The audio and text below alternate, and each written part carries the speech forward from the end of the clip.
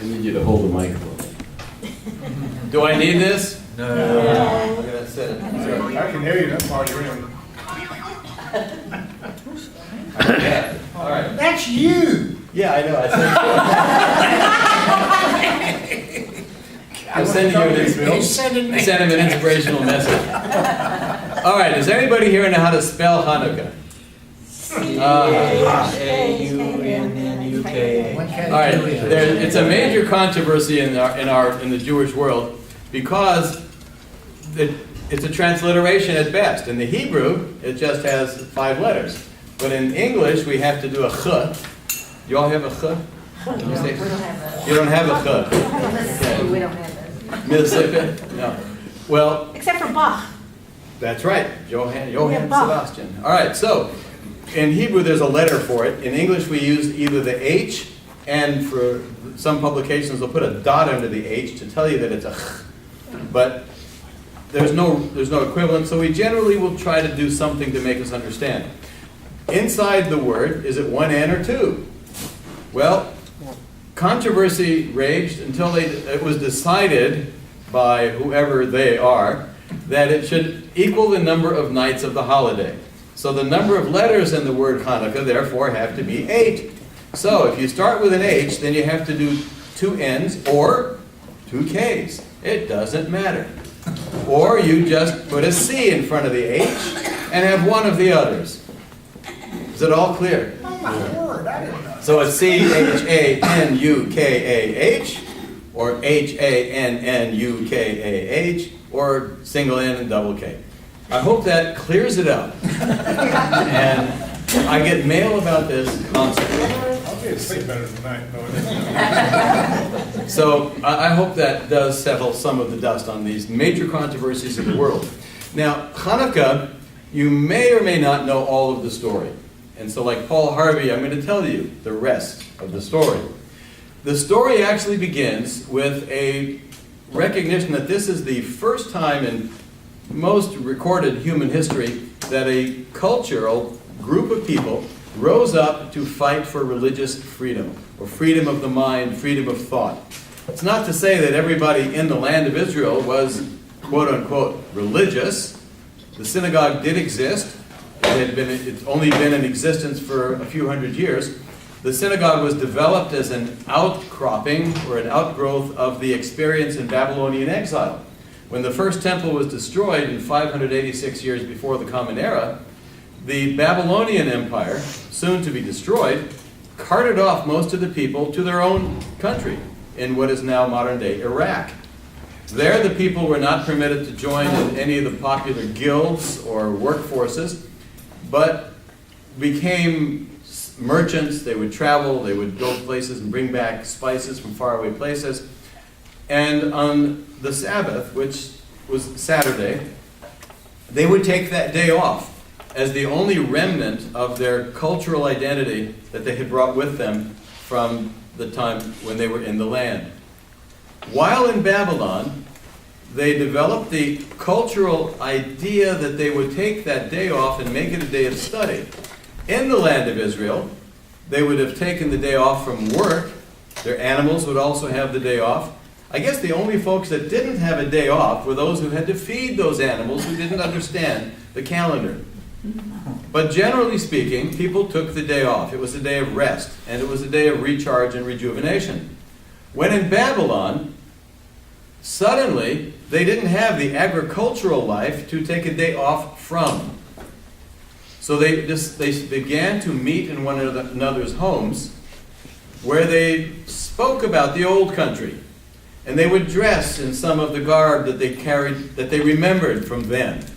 Among those items that they remembered were the skull caps that they would wear to keep from getting sunstroke out in the heat of the Middle Eastern sky. And that became the commonly known head covering, or in Hebrew, a kippah. Some of you might know it as a yarmulke. That is the actual significance and historical origin of that head covering that a lot of Jews wear. Almost all will wear them in the synagogue. Some wear them all the time. Is that a message? You're in God's house. Gymnasium. Okay. They're just throwing each other around up there. All right, anyhow. So with this as the backdrop, you'll understand that the cultural side of Judaism that is identified as religious, having a synagogue, doing things like that, and having a liturgy, were all developed as a response to not having the land as their guide. You had to observe certain agricultural festivals like Passover, and 7 weeks later on Pentecost, different harvests would occur. And there were festivals that celebrated those things. There was no festival mentioned in our ancient scripts or scriptures to talk about Hanukkah. Doesn't exist. But the people had developed a liturgical style of remembering Zion, remembering what it was like to live in their own land, on their own, with their own authority. And when they were allowed to go back, when the Babylonians fell to the Persians, Cyrus found that it was impossible to collect taxes from the ships that would land out there in what was once Israel, unless there was an organized population there. So with garrisons of soldiers to support them, only 65 years after the exile with the Babylonians, the Persians virtually commanded people to go back. They rebuilt the temple, and so the temple that had stood for 400 or 500 years before was now rebuilt and would last another 500 years until it was destroyed by the Romans.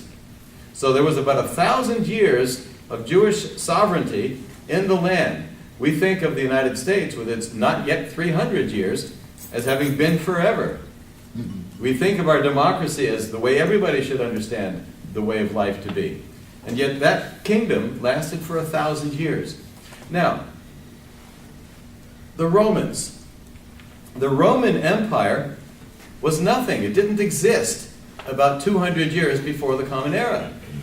In the year 167, approximately, the Syrian Empire, they were the leftovers of the Seleucids, the leftovers from the Greek Empire, the Hellenists, and they now had sway over almost all of the known civilized world, from Egypt all the way around the Mediterranean, up through almost as far as Italy, but not quite, and much of the known world towards the Far East.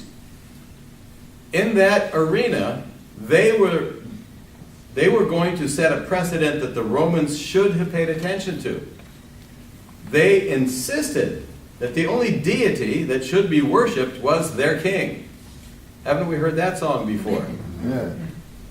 And with the Jews' refusal to do so, it caused a great deal of unrest. The Syrians began to send mercenaries to put down these insurrections of religious activity that was not allowed.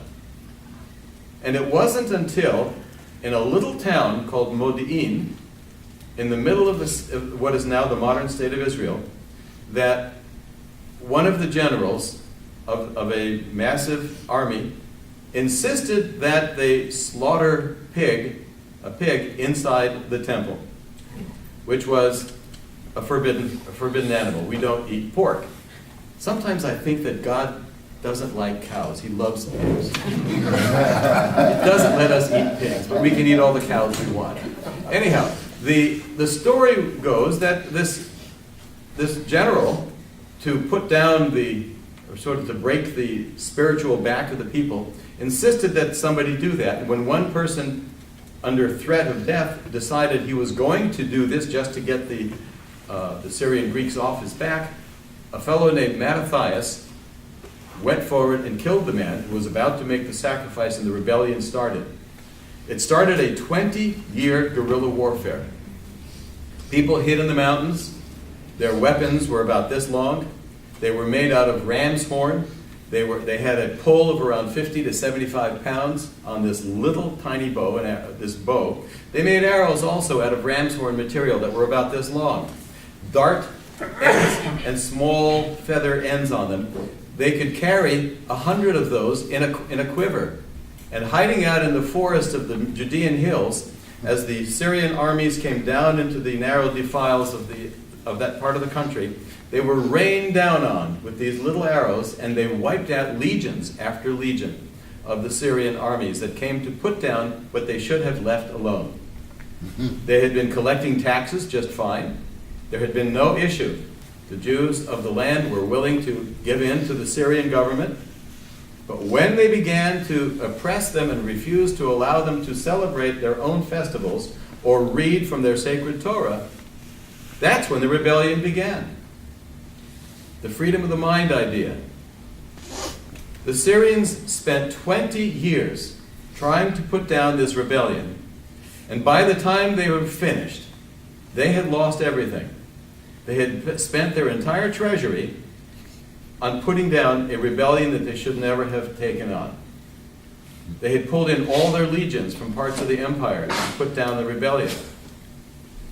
So when the dust settled, a little vassal type, well, a little city-state on the southeastern side of Italy sent a little ship across the Mediterranean and set up a garrison and a first foothold in Egypt, Alexandria. That was the first time Rome was now free to expand its own interests. This little rebellion that took 20 years to put down had wiped out the impediment to the Roman Empire. The Roman Empire was then free to expand, which they did in the vacuum of no other power. Hundreds of years later, they missed the point. They hadn't learned from their own history. Around the time of Jesus, in the years right before and shortly after, another rebellion was brewing. Once again, the Romans, who had deified Caesars, refused to understand that if they would just leave the Jews alone, they could have been fine. But they couldn't. They insisted that they not pray to this unseen God. And so they too began putting down what they saw as an insurrection in the form of thoughts that were not permitted. There was a branch of Israel connections still, there were some people in Alexandria that had fled from the oppression in the land of Israel, and the Israelis themselves that were going to mount a coordinated effort to throw the Romans out. The folks in Alexandria must have had their internet down, they didn't get the message, and so the group inside Israel began its insurrection. We don't do resurrection. You don't. Began their battle, and they were beaten down terribly. But by the time that dust settled, the Romans had to pull in their legions from Brittany and Gaul, and the empire began to crumble. So once again, failing to read history and understand the ramifications of small decisions that have large consequences, began the destruction of another empire. But that brings us far afield from the Hanukkah story. The Hanukkah story was back with the Syrians. The Syrian Empire had been oppressive. They had defiled the temple in Jerusalem. And when the rebels once again regained control of Jerusalem and what is now, the Temple Mount. Haven't we all heard about that lately in the news? When they regained control of the temple, they found it defiled with all manner of things. They cleaned it and were only able to find, according to the mythology of the holiday, enough oil to light the menorah in the temple. You know the word menorah? Is that common? All right. The menorah has 7 branches on it. 7 candles, room for 7 candles. There was, according to the mythology that generated for the next few generations, there was only enough oil to last for 1 day. But indeed, until they were able to find fresh, sacred oil that could be made sanctified, that one cruse of oil lasted for 8 days. And so the people generated the story that there was a miracle in that little cruse of oil. And as a result, the holiday is 8 days. Now, if you want, I can tell you, but you mustn't tell anybody else. The truth is that back a few months earlier, at the beginning of the rebellion, there was the holiday of the Festival of Booths, which follows our high holidays. Rosh Hashanah, then Yom Kippur, then Sukkot, which is the Festival of Booths, and then